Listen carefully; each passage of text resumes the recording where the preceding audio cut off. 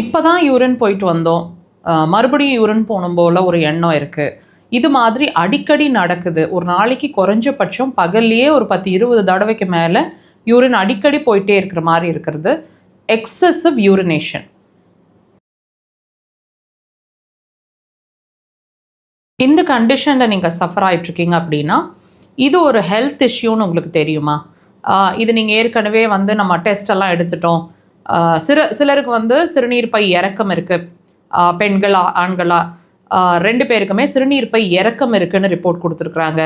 அல்லது ஆண்களாக இருக்கிற பட்சத்தில் சம் கேசஸ் ப்ராஸ்டேட் என்லார்ஜ்மெண்ட் இருக்குது, அது போய் யூரினரி பிளாடரை அழுத்திட்டுருக்கு, அதனால் யூரின் அடிக்கடி போயிட்டு இப்போ தான் போன மாதிரி இருக்குது, மறுபடியும் யூரின் போகணும் போல் ஒரு எண்ணம் இருக்குது. இந்த மாதிரி உங்களுக்கு ரிப்போர்ட் கொடுத்துருக்குறாங்க அப்படின்னா இதுக்கு இப்போ ரிப்போர்ட் வந்துருச்சு, இதுதான் ரீசன். அதாவது மேபி பெண்களாக இருந்ததுன்னா ப்ரொலாப்ஸ் யூட்ரஸாக இருக்கலாம், அல்லது யூரினரி பிளாடர் சிறுநீர் பை இறக்கம் இருக்குன்னு ரிப்போர்ட் கொடுத்துருக்கலாம். ஆண்களாக இருக்கிற பட்சத்தில் நான் சொன்ன மாதிரி ப்ராஸ்டேட் என்லார்ஜ்மெண்ட், விதைப்பை வீக்கம் அதிகமாக இருக்குது அப்படிங்கிற மாதிரி ரிப்போர்ட் கொடுத்துருக்குறாங்க. ரிப்போர்ட் வந்துருச்சு, இதுக்கான ரீசன் நம்ம தெரிஞ்சுக்கிட்டோம். ஆனால் அதுக்கு ட்ரீட்மெண்ட்ஸில் தான் இருக்கிறோம்.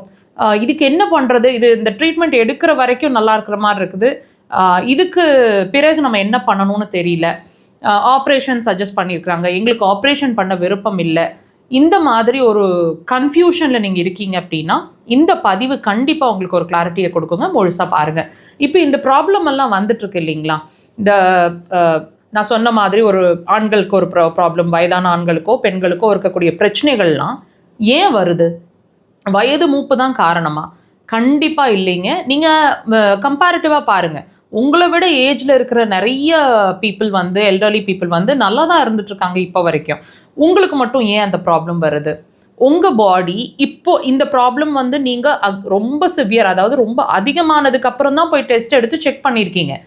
நீங்கள் முன்னாடியே உங்களோட பாடி ஆனால் சின்ன சின்ன விஷயமா உங்களுக்கு சொல்லிட்டு இருந்திருக்கணும். என்ன சொல்லிட்டு இருந்திருக்கோம்?